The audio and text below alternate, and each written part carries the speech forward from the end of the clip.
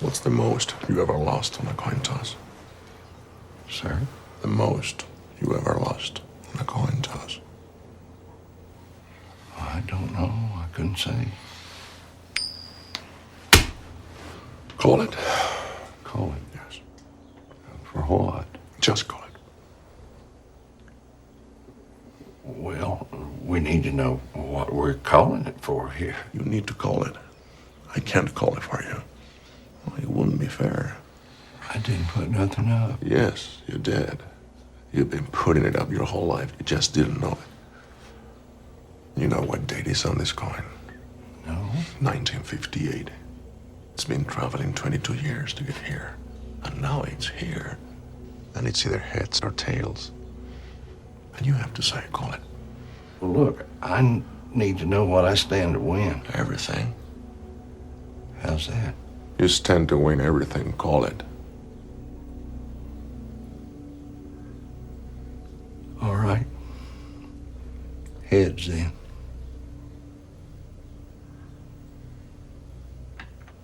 Well done. Don't put it in your pocket. Sir? Don't put it in your pocket. It's your lucky quarter. Where you want me to put it? Anywhere not in your pocket. Or it'll get mixed in with the others and become just a coin. Which it is. You can just start it from the coin part. Brilliant. Yeah, really, brilliant way to start the show. If you're still listening,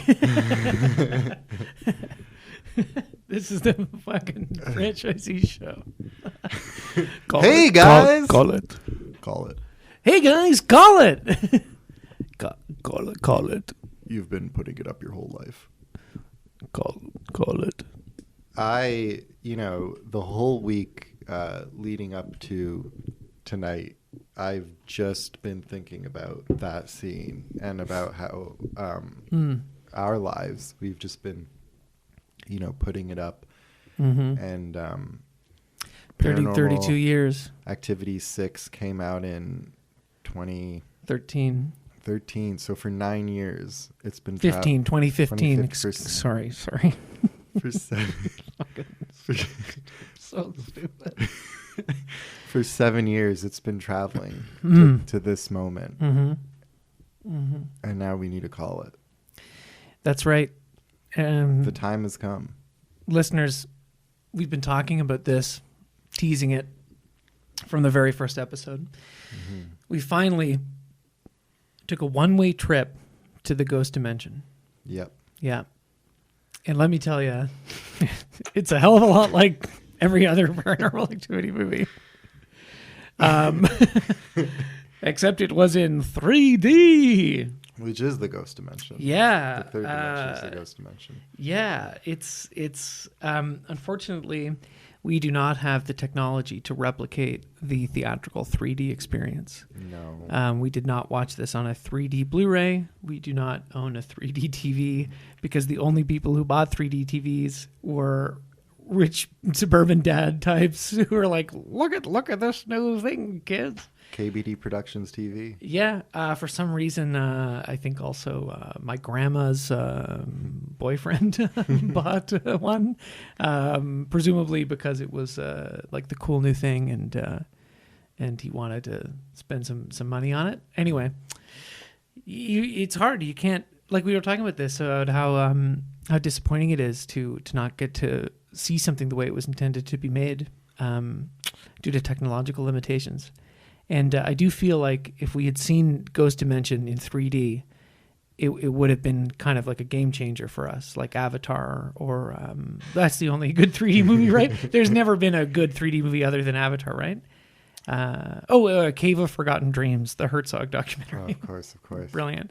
And Pina, the Wim Wenders Dancing. documentary. Yeah. Very cool. Yeah.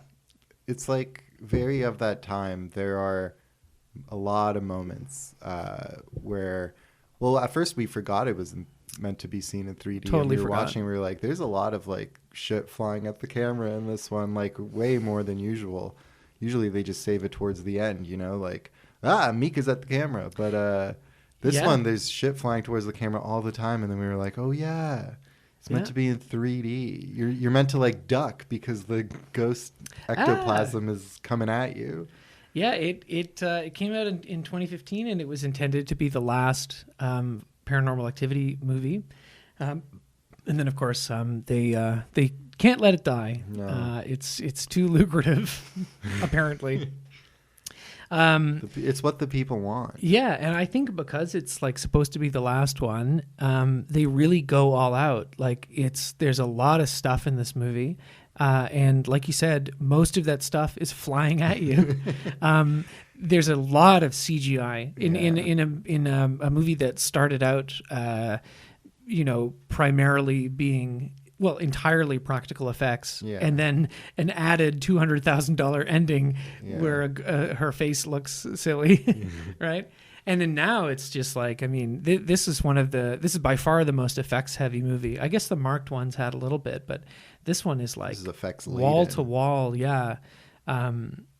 So perhaps we should introduce the very fun gimmick that this movie has. Oh, it's a good one. Yeah. So let's say you're watching the Paranormal Activity franchise and they're setting up all these cameras to see the ghostly activity. Well, you see that activity, right? But you don't get to see the ghost, Yeah, right? no, that's true. You don't get to see the ghost. You see a door close. You see, a window open. I don't remember. Maybe Whatever. you see a shadow. You see a shadow. You see a pool cleaner. Yeah, you see the a lot pool of cleaners. A pool cleaner. Yeah. Well, this one Kind of flips the script It flips the script a little bit on its head. On its head, yeah. And they did something really interesting where this hapless family, who is remarkably similar to all the other families, This bunch of fucking losers. these losers, they find a camera that can see ghosts. No. So now you've got a bunch of cameras that are just regular cameras that are catching all that the titular paranormal activity. But then you've got a ghost camera that you actually get to see Capturing the titular Toby. ghost. Yeah. The evil demon that's been haunting children for several years. And The patriarch of the Mother Maiden Coven. What are they called again? The Milk Maidens. the Milk Maidens. Yeah. What are they called? They're called the The Motherhood? No, they're called the midwives. Yeah, the Milk Maidens, yeah. Ooh. Yeah, it's a better name than midwives. Midwives is more accurate, I suppose. Yeah. They're a midwife for the devil. Sure. Yeah. They're like the time traveling midwives. That's what they should be called. Yeah, so like this one, I guess, kind of like a lot of, last in the franchise, like it does sort of try to bring everything together. Lots of elements present from the very first movie. Although conspicuously, it's the only one where Katie doesn't make an appearance, right? Like adult Katie. Yeah, that's true. Or couldn't- Mika. Yeah, or Mika. Couldn't just throw him a bone and get him in there. Seriously. Yeah, half a day. She was like, let's be real, Katie's one of the best parts about this film franchise. It's true. If you know what I'm talking about. Yeah. Awooga! She's a great actress. Hubba hubba. No, yeah. Also conspicuously missing, I was saying they reference almost all of the lore so far. Yes. Do not say anything about the Latin cast members and family of the last film. It references it basically ties all the movies together except for arguably the most interesting of the sequels, the marked ones. But I think that's right? interesting because it's about the the nameless victims of South Central Los Angeles and stuff. Well, like that. it goes right back to the drawing board of this rich white family is We're very back to similar to the other 3 or 4, right? Cavernous house. Yeah, well, they Actually all kind built of, on the same property. built as on the same property. house Yeah, that burned that's down. the whole gimmick here. Yeah, even though the point of the first one was it doesn't haunt the house, it haunts the person. And they But say that in this one they too. do say that in this But one, then they're also like, oh, why not? Let's have it at the house that Katie and Christy grew up in, Yeah, so they can yeah. find something and I guess be spooky. Yeah. Yeah. Yeah, I don't know. I'm so fucking tired of these movies. Yeah. I don't want to do them anymore. I think we kind of shot ourselves in the foot. Like we really were like we saw the title, and how could you not get super duper hyped over the toidle? The doidle. The I fucking still toidle. think Ghost Dimension is the best title to a Yeah, movie since ever. Ghost Protocol. Oh, yeah, yeah. which is very good. It is. Yeah. By the way, at some point we will initiate Ghost Protocol, and we'll tell you beforehand. Just so you get a heads up. Yeah. I don't actually know what that means. It's Mission Impossible, baby. I haven't seen that one, so I don't know what Ghost Protocol means. That's crazy. That's one of the most disappointing things I've ever heard from you. That makes me physically sick. We'll get to it eventually. Yeah, it's a good movie. Yeah. But yeah, I think we were super hyped for this one, and there's nowhere it could have gone except kind of idling in this same kind of shitty space that the last however many have been idling. Yeah, it's the exact same movie, Yeah. right, as all the other ones, except that instead of long shots of nothing happening, building up, and then eventually something does happen, and it subverts your expectation or completely meets your expectation. Unfortunately, a lot of the time, this one it just has tons of CGI goop ghosts. Yeah. Like it's all Toby, I guess, right? Yeah. But Asmodeus. they actually he becomes visible to us through the camera, and the way that you've had this idea of what the ghost might look like while you're watching these films, right? And maybe you picture like some sort of ethereal, cloudy presence or something, or maybe a classic Casey Affleck style ghost story with the sheet. Over Casey Affleck. Yeah, Casey Affleck. Come on the pod. No. Casey You're not Affleck allowed. played Toby. Not allowed on the pod. Motion capture Toby. Did he really? That's interesting. Yeah. Let me see here. 2015. No, he stop. did too, eh? Stop scrolling. No, you're right. That's crazy. Because when did Manchester by the Sea come out? Was that around the same time, right? It was a landmark year. That was a huge year for him. Yeah. Wow. Anyway, I was at a Halloween party actually in October, and it was an A24 themed Halloween party. That's a great idea. And I went because I'm a good friend to the person who invited me, and it was nice to be invited to a Halloween party. Not because I think that's a good idea for a party. I think it's a funny idea. No, it's wrong. It's wrong, and they should feel bad. If you're Ben's friend, if you're listeing, fuck you. Yeah, no, thanks for inviting me. It was fun. But he regrets coming. I don't regret coming. Except, I didn't have an A24 costume, so I just went as Dracula. They're gonna make one. They're gonna make one eventually, right? But there was a guy who was doing the Ghost from Ghost Story, and I was joking because he like mostly didn't take off the sheet, so I was joking to people like that. That's Casey Affleck. Yeah, like what? Of course he's here. He's a fucking creep. Like of course he would show up. He doesn't know anybody here. Did you bring Casey Affleck? Did you invite Casey? Yeah. Don't leave your drink next to Casey Affleck. He's fucking creepy. It's just a shame that they couldn't invite Ben. Sorry, I thought you were talking about me. No, the other Affleck. Yeah, his successful brother, who's maybe not quite maybe not the better actor of the two, right? But still like a Better director. Yeah, absolutely. That's for sure. Yeah.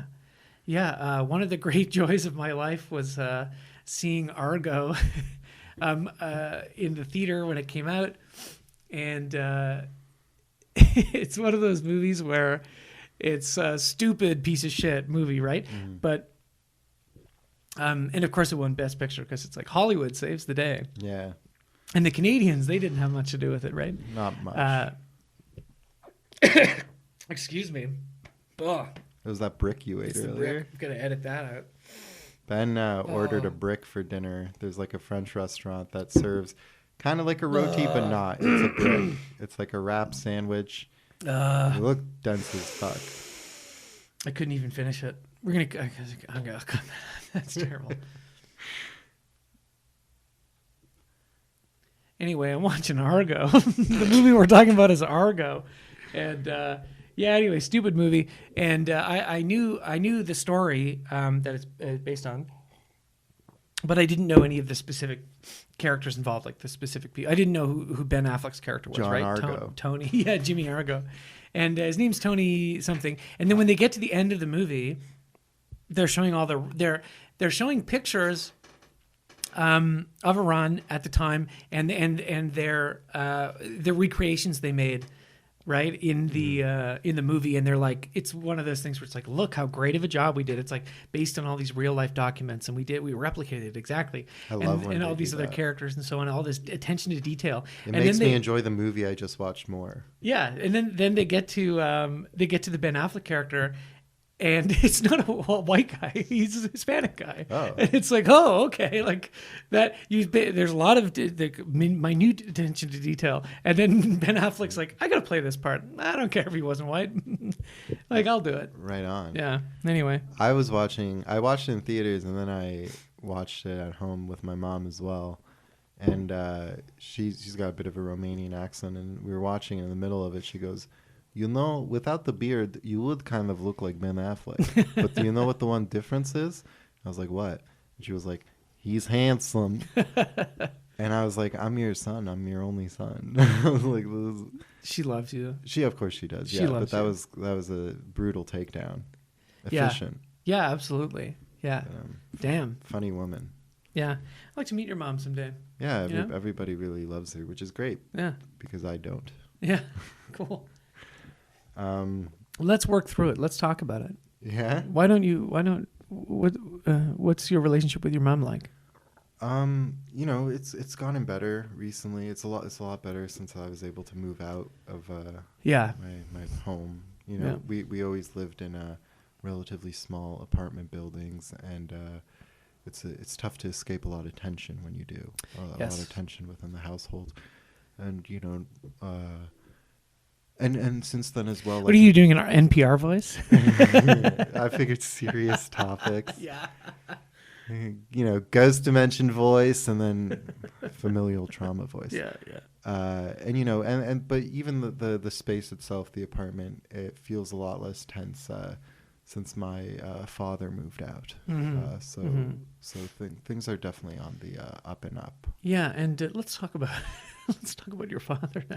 No, I'm just kidding. That's not what this is about. That's for another episode. Yeah, we're gonna when we do like Father some of dad the Bride. movies, Father of the Bride, 1 and 2 and whatever. Yeah, great. No, we're here to talk about PAGD. Yeah, we were super stoked to watch this movie. We had a song. Yeah. It went. It was "Fight for Your Right" by the Beastie Boys, but Yes. instead it was "Your Mom busted in and said, 'Turn it down, please.'" Ma, you're just jealous. It's the franchise. Z's. I really nailed it that time. Yeah. You gotta watch. The Ghost. Dimension. Yeah. Hey, how about that? And it didn't live up to it. No, not really. It's a high energy movie at the very least. Yeah. And so you see Toby, and Toby is like goop. It's a bunch of like black floating goop that like comes at the camera every now and again. Yeah. And sort of forms the shape of a man. I spoke about it like in marked ones when they're summoning it and it looks like the Deathly Hallows symbol. And this also brought Harry Potter to mind because Toby's form really does look like when like the Voldemort's followers, the Death Eaters, kind of zip around, and it's that kind of almost like ink blot effect, I would call it. You know, he kind of looks like that. And it's sort of he's sort of like a corporeal Rorschach test. Yeah, like a thing. vaguely human form. Yeah. Yeah, and they've got another like little shitty kid who nobody likes, who's like, "Mommy, Daddy," a huge forehead with too. a huge forehead. Yeah, and in the long line of like kids who are like obnoxious and getting haunted. And this is the first movie though where I was watching it and I was like, the child actors really stink. And they had some from the other movies. I don't know if it was the same actors or if they got new actors to play like young Katie or whoever, but like I was just like, these kids really stink. Yeah, you hear that, kids? Presumably you're a little older now, and you're old enough that if you hear this, it'll hurt your feelings. Come on the pod. Yeah. You're welcome to be on the pod. Creepy kids from the PA movies, come on the pod. Yeah. I think like at the very least, all of the CG ghost effects, it gives you something to look at. Yeah. But it kind of seems like this is maybe too strong of a word for like movies I don't care about very much, but it seems sort of like a betrayal of the kind of what these films are all about. It's a complete 180. Yeah, and what they're about is watching night vision footage of nothing happening, and then something happens, and you go, "Oh, yeah, what, honey? Yeah, I'm yeah. Oh no, I'll put my. Sorry, I was just looking at Twitter. Oh yeah, yeah. What happened? Yeah. The curtain moved. Oh, cool. Yeah. And then you fall back asleep. Yeah. Whereas this movie, it's a total 180 and a total reversal, and just literally shit flying at you all the time. They waste no time getting into the fucking crazy. There's no like buildup of like, hey, I think something creepy's happening. No, hey, like right look away. at this. Like the in the movies, in the PA movies, the first thing that happens that they catch on camera is like pretty subtle, and then they're like, look at this, and then the family's like, oh no, that's just this, that's not that. Yeah. In this one, it's like literally like ghost morphing visual effects and like creepy faces like right up in the camera. Yeah. But then it's still funny because the family's still like, oh, you're going crazy, man. Like, yeah. You can't read in too much into that like demonic face that just like jumped at the camera.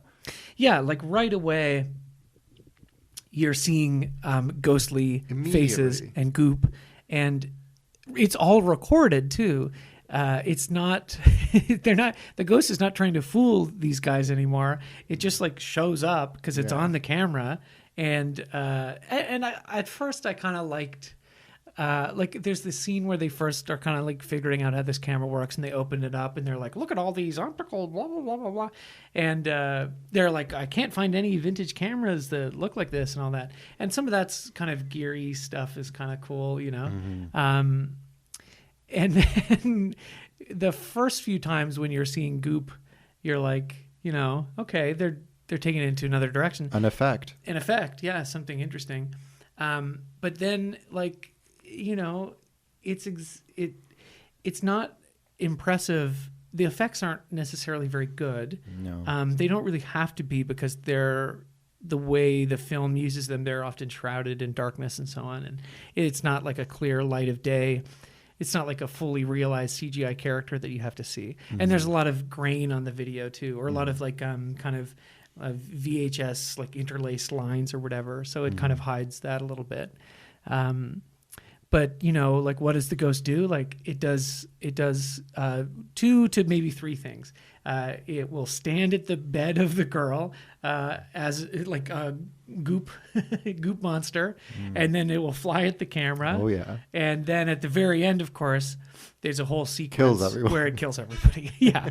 And it kills them in like much more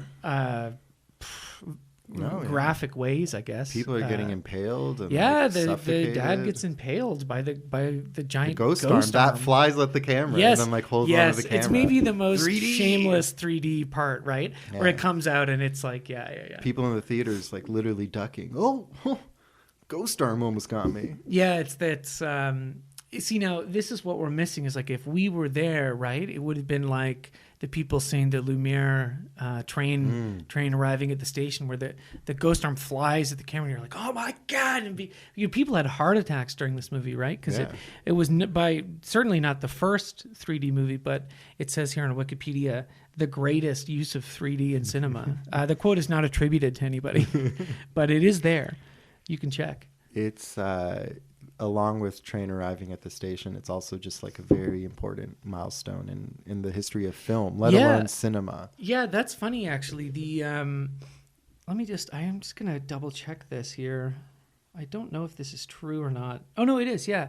So this Ghost Dimension is the only Paranormal Activity film that was selected for preservation by the National Film Registry, which is crazy. It's also like one of the more recent films that's been added. Yeah. Right? Because they've got a lot of stuff to get in there, right? So, in 2015, and it was added the year it came out, which is like, I think, unheard of. I think it's the first time that's ever been the case. And its home video release was immediately through Criterion as well. Yeah, it was released through Criterion, but through that, it was in an Eclipse set, the kind of more bargain bin things, along with other found footage films, like other shitty found footage films. Insert name here. Yeah. Google. Quarantine. No, it was all the Oren Peli side projects like Chernobyl Diaries. Right. Genuinely one of the worst movies I've ever seen. Well, we'll get to that when we do the Chernobyl franchise. Oh, good Lord. It was actually funny. Like at the start of this movie, it opens with the characters from number 3, I believe. Yes. Dennis the Menace. Back in the 80s. Getting that back cracked. Yeah. Death by chiropractic. Yeah.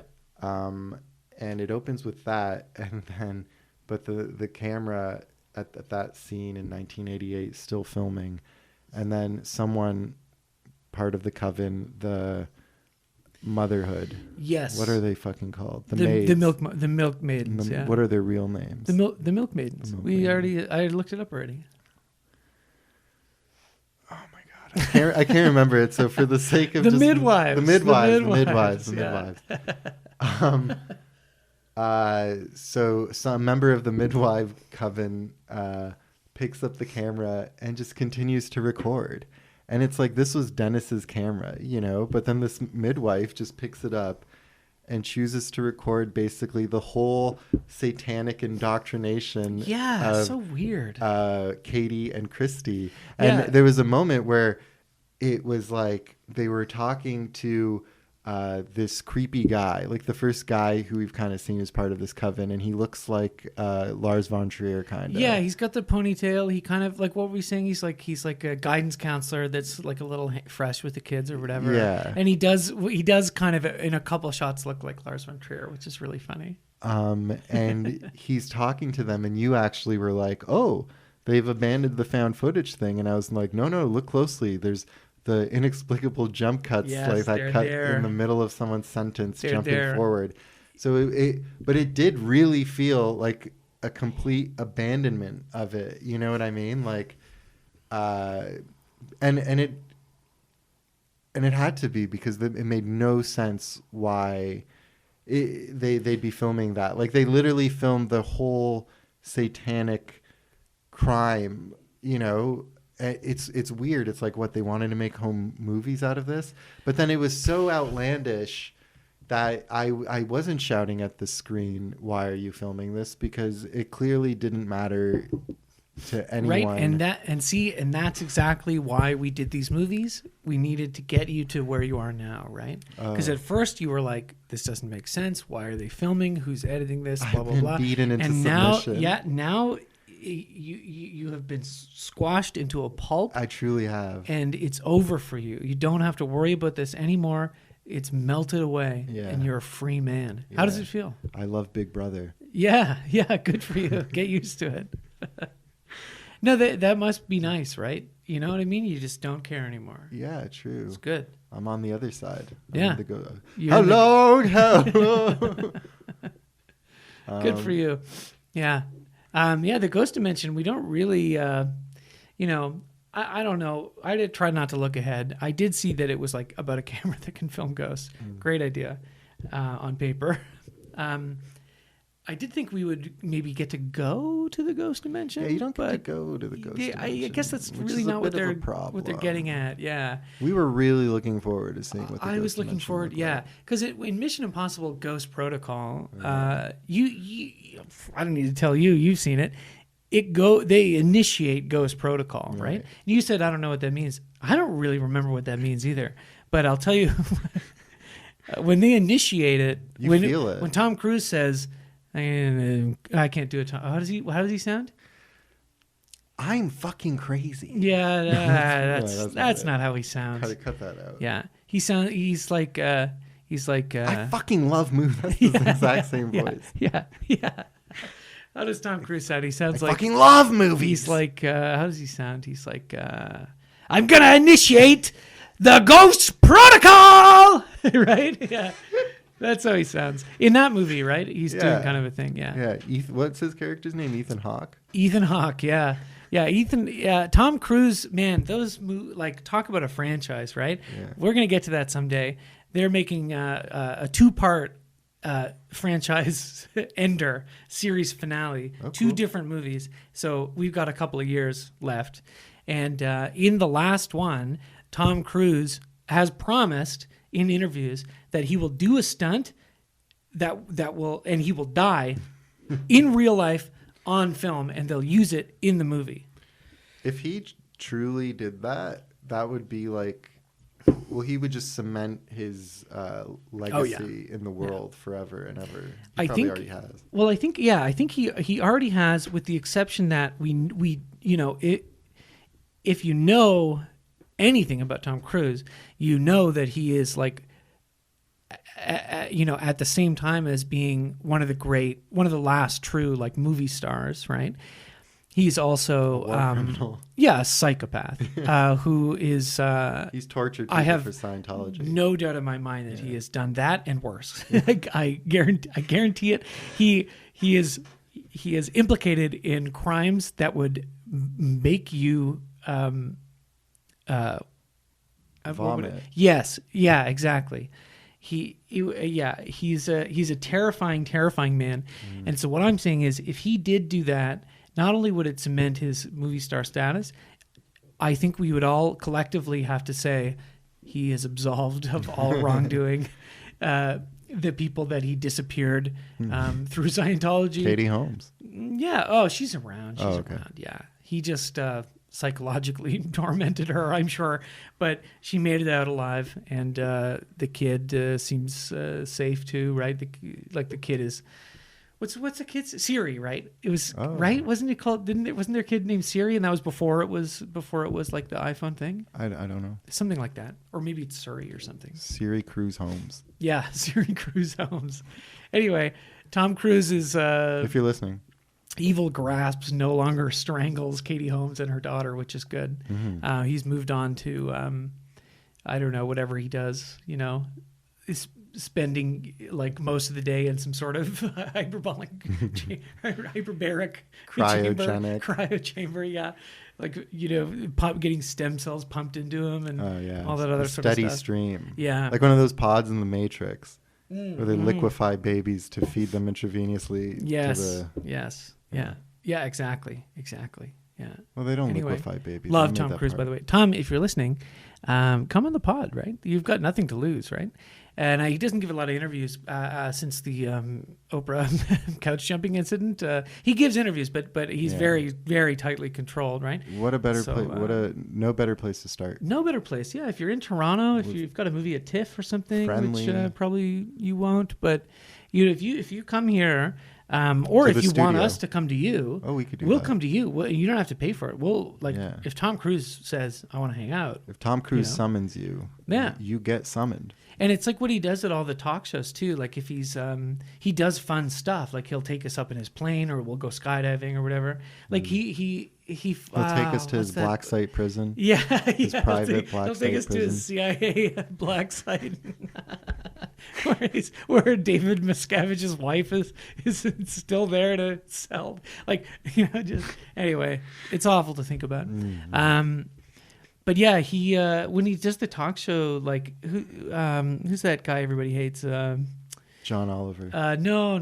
Much worse than John Oliver. James Corden. James Corden, yeah. Oh, okay. Gone Fat on the second pig try. piece of shit. And I'm allowed to say that because I'm fat. Even though I sound skinny, Yeah. Yeah. I think you look great. Thanks. Yeah. But James Corden, yeah, fuck that guy. Fuck that fuck guy. you, James Corden. Carpool karaoke is the lamest fucking thing. Like, Terrible, man. how do people glean entertainment from that? Like aside from all his gimmicks and shit, he is well known to be a. We don't need to dwell on this. He's a piece of shit, man. He's not allowed in certain restaurants because he's always I think they may giving have them said shit. you're allowed to come back, but yeah, he's just a total he's what the British would call a wanker, a tosser, A twat. and so on. And Tom Cruise, he's on a show and he took him skydiving and he's done a couple things where he's done it, and it makes James does look genuinely frightened and scared for his life and stuff when Tom Cruise does it, and Tom Cruise is laughing, he's having a great time, and I choose to believe, because Tom Cruise has a very strict and rigid moral code, even though it's fucked by any comparison to an actual regular good person, right?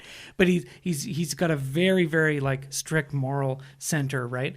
And I think he would hate James Corden and does hate James Corden, and he's obligated to go on these shows. So when he does these stunts with him, you get this sense of glee that he's he's enjoying it. Yeah. And he wouldn't go so far as to put an anvil in the parachute so that James, falls on a, Like a Looney Tunes giant, cartoon. Fat motherfucker just hitting the earth, at terminal velocity, exploding, and his fat and guts and goo just splatting all over people. I think Tom Cruise is thinking that when he's in the air, and you can see it on his face. He's got this huge Joker grin. Imagine if there was an anvil. Yeah. He's totally thinking about it. Yeah. Anyway, we're off track again. I'm sorry. No, it's James Corden, come on the pod. Come on the pod. We'll go skydiving, and we won't make fun of you, and you can make fun of us. Because you're kind of at the level in your career where I think you could say anything awful to anybody, and they couldn't be offended by it because you're such a pissant. You're you're a little worm, and everybody knows it, right? And so it's just how can you do anything after that, right? Honestly, I wouldn't want him in my apartment. I don't think so. We can't hang out with James Corden, right? I think he'd make a mess and complain about a lot of things. He'd probably fart too. Oh my God, yeah. It's kind of like what happened with Ellen, when everyone was found out that Ellen was a bully to her staff. Yeah. But Ellen, that sounded pretty bad, but Ellen is an actual talented comedian. Ellen has done things before the show, right? James Corden was one of those guys. Right? He got his talk show, and you were like, "Who's James Corden? Where's he from again?" Yeah. When Ellen DeGeneres got her talk show, you're like, "Oh yeah, Ellen DeGeneres. She's a funny person. She's funny." Yeah. Not anymore. No, she's very cruel. Apparently, she's very mean. Yeah, which is funny. It is. Yeah, it is funny. Anyway, Paranormal Activity, whatever, the Ghost Dimension. What is this, 6? It's number 6. Jeez. Lucky number 6. No more. I can't take anymore. We're almost there. I mean, that's part of it, right? Part of this stupid fucking podcast is the endurance aspect. This feels like a low energy recording too, right? It's maybe because I ate the brick. You ate the brick. I'm just very depressed. The other ones were a little higher energy, but this is oh God, what are we doing? There is a big cloud of disappointment hanging over us because as soon as we looked at the franchise, lists of movies in the franchise, when we saw Ghost Dimension, we freaked out. We had a laugh. Yeah. And then it was just this, and it's funny that it's the exact opposite of all the movies that came before it, but not really, but kind of. Yeah. And it's just not. It wasn't boring. No. Like maybe number 2 is. I still boring, think number right? 2 is the worst so far. I think so too. I mean, this one is dumb. It's loud. It's loud, and there's goop monsters, and that's kind of funny. Yeah, and it kills everybody at the end, blah, blah, blah. There's apparently an alternate ending. Yeah. Do you want me to read that? Absolutely, I do. I actually didn't know this. we definitely. So the original ending that we saw, they have at some point in the movie they invite a priest over, Father Todd, and the little girl bites the priest. She's kind of under the influence of Toby. And Yeah, she she's like bites kind him. of exorcisty at this point. So he's like, I'm out of here. Yeah. And but he comes back. He's a nice guy. Yeah, I have to leave. There's nothing I can do. Yeah, he's not like that asshole. But he comes back, and he's like, we don't need an exorcism. We need an extermination. Yeah. So he devises this huge plan. Also, again, very funny, very similarly to the other movies.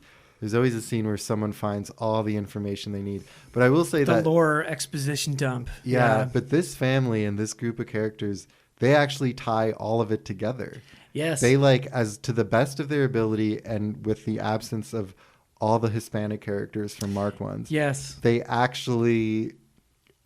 like crack the code or whatever. Yes, they pull it all together into one giant theory. Exactly. Yeah, and it's then beautiful. they all die so that And they then can they all start die. fresh. Yes, exactly. But so the priest comes back, Father Todd comes back, and he has this like big plan. They draw the key of Solomon on the ground, which is just a Star of David in a circle. Yep. And they're going to use the daughter as bait, and they're going to get Toby to get in the circle, and then they're going to throw a sheet. They're going to over throw a him. sheet over him. But the sheet is soaked in holy water, so it dampens his power. Yeah. And then I think the plan was to like light him on fire or something. Yeah, he's and send him going to go back hell. to hell. Yeah. Uh, By throwing a wet sheet on him. yeah. Yeah. And there's a moment where they, well, first of all, you know, he's not the most useless character, but the Father Todd dies very quickly into the seance. Yeah, I don't know if he stepped out of the circle by accident or something, but he gets whooshed away by the CGI ghost. By like a tentacle. Yes, of course. At this point, is very similar to Venom. It looks a lot like how Venom looks. That's a great point of reference. Yes, thank you. Venom. Yeah, I started to think about the Eminem song. Yeah, Venom, go get him. Gotta get him. That's so. You know, and I think we've talked about this before, but in the first Venom movie, the second Venom movie is pretty fun. It's a good time, lots of laughs. The first Venom movie is kind of a slog, right? Bad. It's not very good. But there's one really funny part in it where like it's all said and done, everything's over, and they figured out how to get a handle on Venom. I don't know, Venom. They got him. They got him. Gotta get him. And he's sitting. Tom Hardy's sitting on the porch having a nice morning coffee with Michelle Williams, and she's like really earnestly says like, "Hey, like I'm sorry about Venom." Like she's apologizing to the audience for the movie. Like, I'm really sorry about this movie that you Looks just watched. right into the camera. Yeah. I'm sorry. I'm sorry about Venom. Because she's just like, you know, she's such a good actor, right? And she really, it seems like it's she's selling it the way she's selling like Manchester by the Sea or whatever else. It all comes back to Casey. Yeah, yeah. But yeah, the father dies, Father Todd, Yeah, and he gets then venomed. they all kind of there's a quick little moment where they think that they've sent Toby back to the spirit realm. Yep. But then the sexy aunt, the mom's sexy Olivia Taylor Dudley. Yeah, who's apparently a real actor and not, you know, kind of spoils the found footage aspect of it. But oh yeah, she's in Chernobyl Diaries. That's right. Oh, okay. That's maybe where I Great. recognize her, which is a terrible, terrible movie. Don't watch it. She vomits black goo. The black goo lands on the funny brother, and the black goo like burns him like alien spit from Alien. And then they run upstairs. The dad is impaled by a ghost hand, and then the mom goes into the ghost dimension door that opens up in the daughter's bedroom. Yeah, which kind of reminded me of like, you know, some of the effects in the Hellraiser remake or reboot. It did that look recently kind of come like out. that. Like where, like the wall gives way and there's a corridor. But she goes down there and travels back in fucking time. It's another goddamn time travel movie. And then she finds her daughter and a bunch of creepy kids, and her daughter's like, they just needed a bit of blood from me, and now Toby's real. Toby's real like you and me. And then we just see Toby's sexy calves. Toby had some good calves. The guy obviously does calf races. Yeah, definitely. And he kills her and then takes the daughter and then picks up the camera in a scary way, of course. Yeah. And then that's the movie. So that's the original ending. So the alternate ending? Yeah, alternate ending. The extermination of the demon is successful. Oh. 4 months later, Emily, Ryan, and Leela have moved into a new house. While Leela is playing outside, she is seen joined hand in hand with young Katie and Christy. Ooh. While celebrating Leela's birthday party, Emily is revealed to be pregnant. Leela blows out the candles on her cake, wishing for a baby brother. Emily states that they do not know the gender of their baby yet, and the film ends. Interesting. I like that more. Yeah, that's more interesting, I guess. Yeah. The kind of like subtle thing, like, oh, who's she holding hands with? Yeah, right. Katie and because there's Christy. something we forgot to mention too. Is like when the dad and his goofy brother are looking at all of the tapes that they found when they found the ghost camera, they find these tapes and they see they watch the Paranormal Activity franchise. Yeah, some of the best moments, and they're like, "Ooh, do you see that? There's a ghost there. There's a ghost there." And they're also like, this "Oh, and do you that. think they're gonna have sex?" Yeah, Like, yeah. They see the sex tape, and it's like they're whipping out their dicks because they're going to do a bit of brotherly mutual masturbation, which is totally fine, of course. Yeah, like, we just had a round. we did have a round. Yeah, we're not brothers, but if we were, it wouldn't have changed anything really. You know, in a sense, we are kin, right? Yeah. Anyway, sorry, I just Podkin. now I'm thinking about jerking you off. But it could get, It's an what were we appealing talking thought. about? Also, the director of this movie, his name is like Gregory Plotkin. Gregory Plotkin. Yeah, Fuck you, Greg. yeah. Greg, if you're listening, come in the pod. But also, fuck you. This is Come in the Plodkin. Plotkin. Sorry, we're making fun of your name. It's a movie that someone directed with some sense of glee, I think. I think so. It seems like they had fun kind of putting this together. Yeah. And that's more than you could say for maybe two or whatever else. I don't know. Trying to say something nice here. Okay. If we want to talk, about nice, good things we like about the movie, there are things I like about this movie. Yeah. Before we do, well, we can actually tie this into this because I had to finish that train of thought. Like, they're looking at tapes, and there is one scene that's actually kind of effective and kind of weird, where they're looking at all those tapes with the Lars von Trier ponytail guy who is, grooming essentially Katie and Christy into becoming part of this milk maidens. The midwives. Called I got it. Yeah, the milk mothers, and Katie or Christy, I think it's Christy. She's closing her eyes, and the Lars von Trier is coaching her like to look and see something. Tell me what you see. Tell me what you see. Yeah, in many ways. No, we're not going to do the canned speech. So the young girl is played by Kirsten Dunst at the Cannes Film Festival when Melancholia comes out, and Lars von Trier says, "Close your eyes and let me tell you how, in many ways, I feel like I understand Hitler, the man. In some ways, like I am sort of a Nazi." And Kirsten Dunst is like, "I see my Oscar disappearing, melting, my chances, my hopes, the best performance or dare I say, many actors have ever given, right?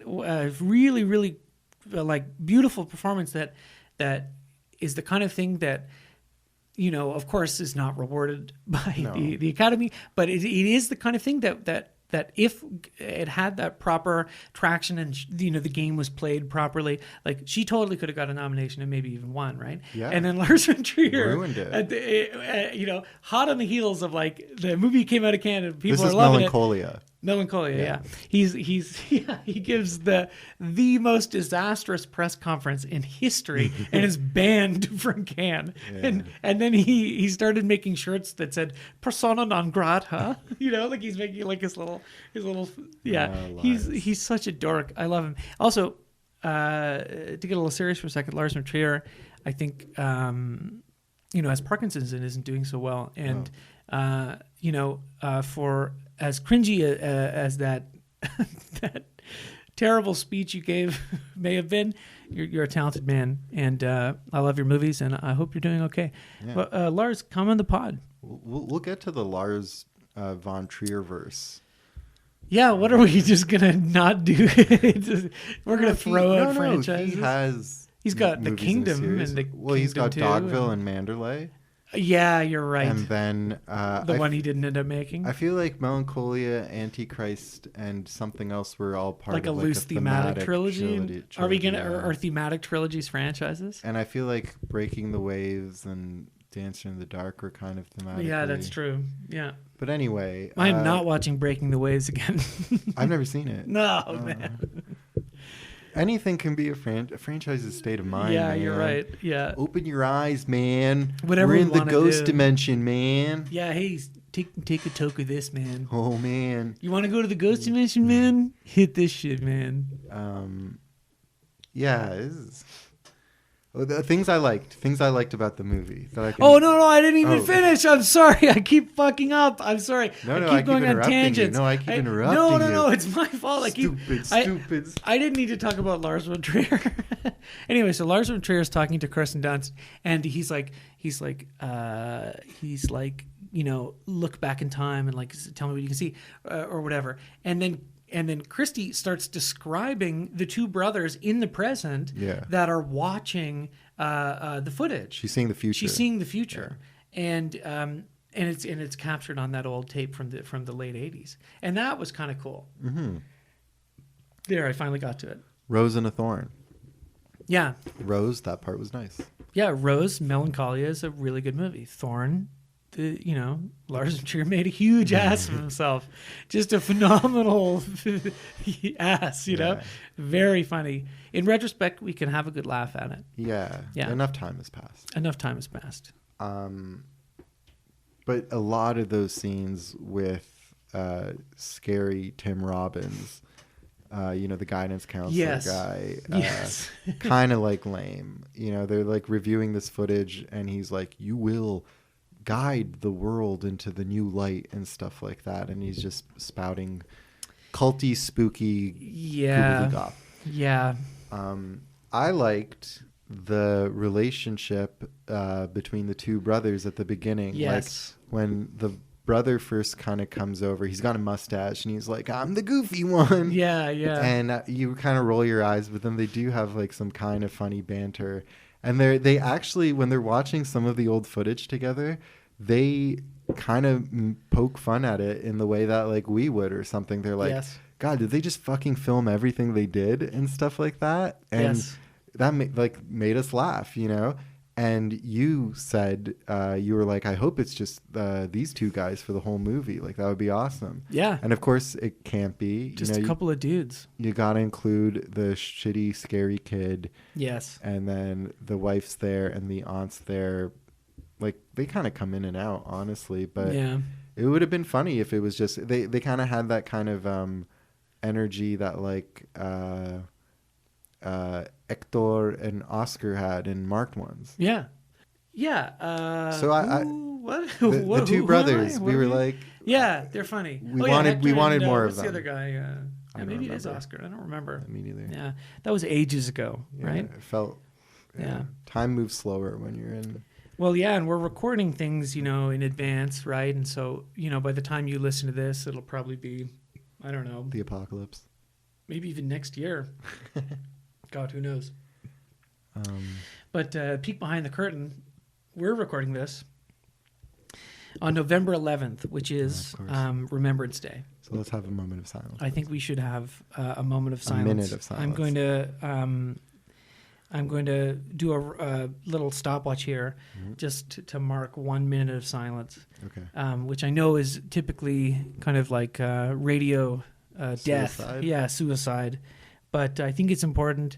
But I want to say we're not doing this minute of silence for the veterans of World War I or II or any of the other quote-unquote peacekeeping missions that our Canadian government has been involved in where we go and kill people.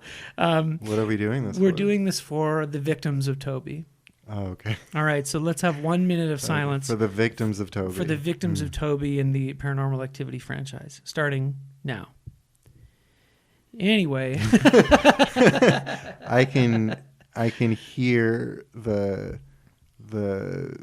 like listeners just dropping off. yeah, Like, people we're just, losing. yeah, all the hardcore veteran audience that's Yeah. been holding us up. We've yeah. got a solid 5 of you, and we love you. Yeah, please don't ever stop listening. If you do, I'll hurt myself. Speaking of don't ever stop listening, I had a funny idea for a found footage like short sketch thing, which is it's called Don't Stop Filming, and it's about someone who, similar like this movie, Spooky Camera, but picks up a cursed haunted camera, and he can't stop filming because if he does stop filming, he dies, and everyone in his life is like, why are you filming this? And he's like, I can't stop. And he like maybe finds it in his like grandfather's old possessions, and they're like, oh, grandpa was always like filming us, like he loved like capturing these moments, but then he like looks back at the footage and sees that his grandpa's just really sad or stressed all the time. And then at the end, you know, he's just like filming himself in a mirror, and he's just crying, and then he can't film anymore, so he stops filming, and the camera goes dead, and as does the person, of course.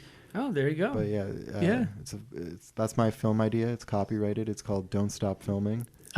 Just a note for any of our filmmaking listeners, Hollywood executives. It's not copyrighted. I know for a fact that it's not copyrighted.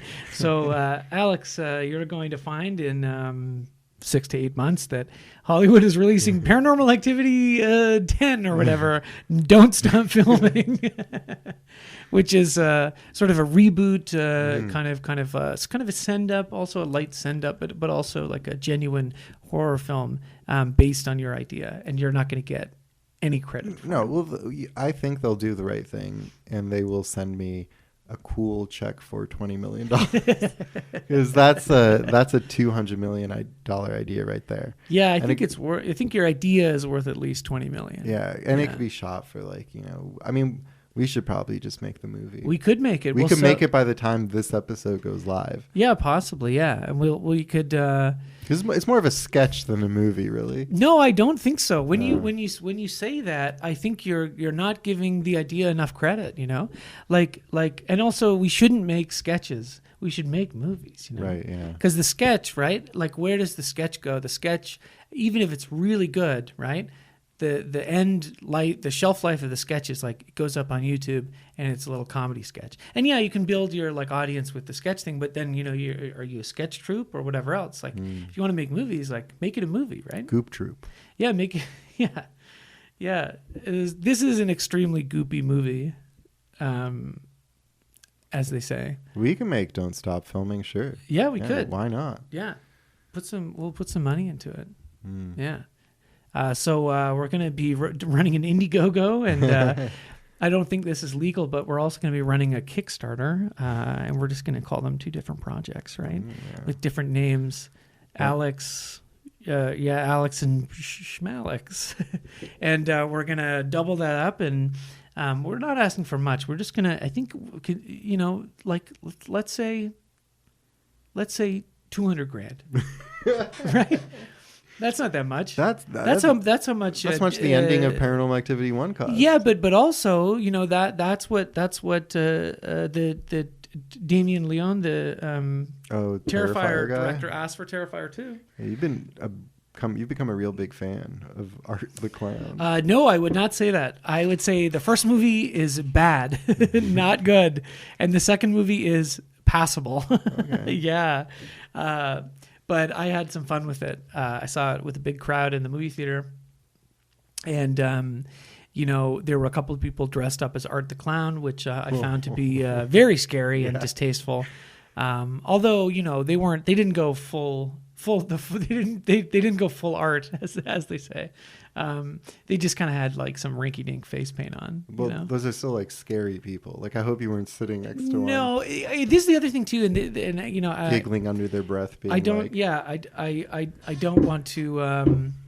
traffic in any sort of gender stereotypes here, but the two people dressed up in clown makeup were women, and I would have found it much more terrifying if they were men. Yeah. Not because, just because there's this certain type of like horror fan guy who's like kind of like gross and like you wouldn't want to be around him. Yeah.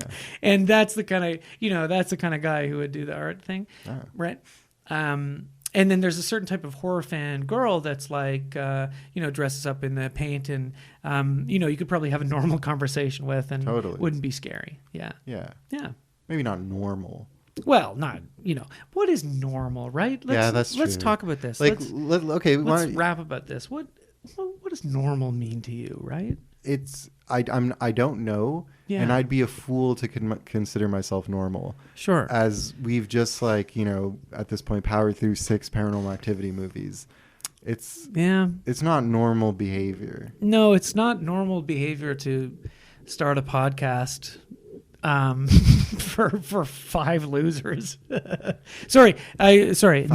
love you. Gods and goddesses and 5 people that I love dearly. Yeah, and respect. And please send fan mail. Send fan mail to the franchisees pod. Benjamin.b. No, forget that. The franchisees pod at gmail.com. Yes. The franchisees pod at gmail.com. We'd love to hear from you. We'd love your feedback. Yes. What would you want to hear more of that you would refer it to your losery friends? Yeah. Would you like to request like a picture of us? A picture of our feet? A boudoir picture, a picture of our feet. Free feet, no free feet, like as we established earlier. Yeah, no free feet. You do have to pay, but not very much. No, right? Luckily for you, we're cheap whores. Cheap, yeah, dirt cheap. And yeah, I guess while we're sort of on that too, something else we should do is do you want to plug any of your socials? For people to follow you on any social media platforms. Alex? I don't want these people to follow me. Oh, okay, yeah, well, fair enough. All right, well, I am a cheap whore as we established. So if you'd like to follow me on Twitter, you can follow me. My handle is @FartinFink. It's like Barton Fink, the Coen Brothers movie, with an F instead of it be fart on Fink. Fart and Fink. Is that what it really is? Give me some of that fart and Fink feeling. Yeah, that is cool. what it is. Yeah. Well, in that case, I do little doodles on Instagram. It's CrunchyBoy16. Mm-hmm. If you like little black and white line drawing doodles. Boy with an I. Right? No. Oh, never mind. Not. If you actually wanted to search it, it would just be CrunchyBoy16. Don't listen to me. Don't listen to me. But yeah. Paranormal Activity, Ghost Dimension, not great, not good, fun. Yeah, not the worst. We at the end of the franchise, right? We can do our rankings, right? Yeah. But this would have been the end of the franchise, and I believe was intended to be. Mm-hmm. But then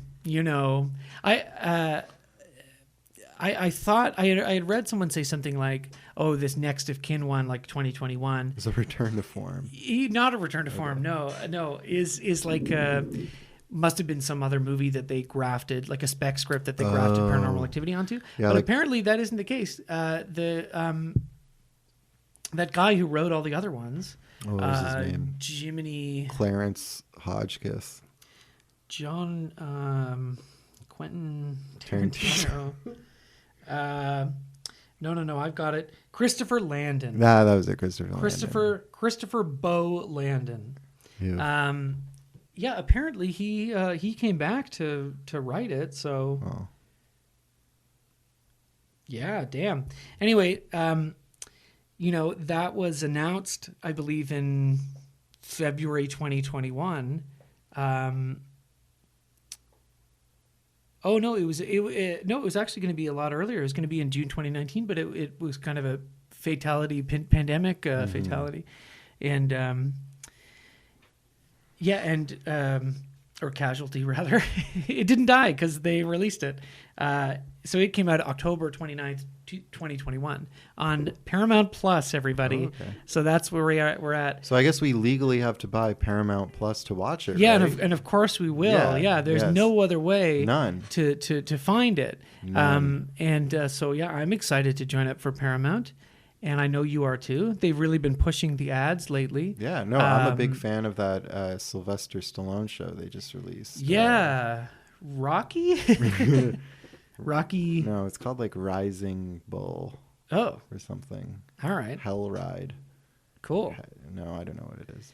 Yeah, I'm not gonna watch that. Yeah. No, we are because we love Paramount Plus. Yeah. Anyway, so listeners, I hope you enjoyed this episode.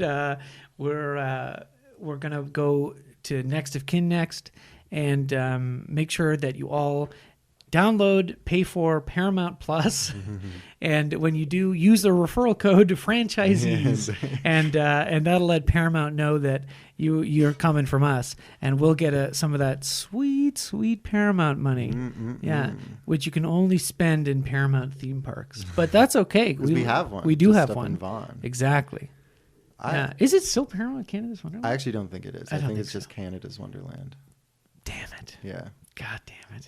I don't know. I feel like I've been telling, our listeners to keep up and watch these things, and it's like a book club, and take part of the action. Yep. I don't know if I can do that anymore. Like if you want to watch Next of Kin, that's awesome. You're a trooper. You're Good one for of the you, man. 5. Yeah. If you don't, we won't be offended. We'll still spoil it probably. Well, not but- only will we not be offended, we won't know. Yeah. Until one of you freaks. Sorry, I'll edit that Sweet out. people. Until one of you fucking freaks emails us and says, I didn't actually watch that, blah, blah, blah, blah, blah. Like I listened to your show without watching it. Like, why would you email that to us, right? Yeah. But until you do, and I suggest you do, franchiseespod at The Franchisees pod at gmail.com. Yeah. Email us. Tell us to go fuck ourselves. Tell us to get our dicks sucked from the back, as they say. And tell us how much you hate the show. I love that you assume it's automatically going to be a very combative relationship with the franchisees. Like you just off the bat, you think that you're just going to hate on everything. I think it'd be funny. And that they're bad people. I think it'd be funny. Yeah. No, I love you all very much. Yeah. I don't know you, but I love you, and I hope you love me too. I hope you love Alex. Yeah. And I know that you don't love all the Paranormal Activity movies. maybe you do. Even the series' most strident defenders, I don't think love all of them, right? I mean, it's just they're just not all good movies. I think most of them are bad movies. Watching them, at this point, I think we're already kind of, diverging from the course of public opinion, because these last 2 movies, Ghost Dimension and Marked Ones, have some of the lowest scores on Rotten Tomatoes and Metacritic and stuff like that. But we actually found them, especially Marked Ones, way more fun than some of the usual flibberty gibbets that's going on. Yeah, it was fresh. It was much more interesting than 4. Yeah, 4 was also 4 sucked. 4 was 2 sucked. 2 and 4. And you know what? 3, when we watched it, we were like, "Hey, Schulman Youth, they injected some life into this." But really, I'm having more fun with these last 2. Yeah, honestly, yeah, but, yeah. But they're not good. Maybe it's just because we're getting to the end and we're like, thank God, we don't have to live in this hell anymore. Next of Kin, and then before we start a new franchise, we have a special surprise for. We got something stupid for you. No, you're gonna love it. No, it's gonna be good. So yeah, we'll see you next time for Next of Kin. Next of Kin, yeah, exactly. And happy Remembrance Day, everybody. Necks of Sin. Hey, brilliant. On that note, Goodbye. Goodbye. Good night and good luck.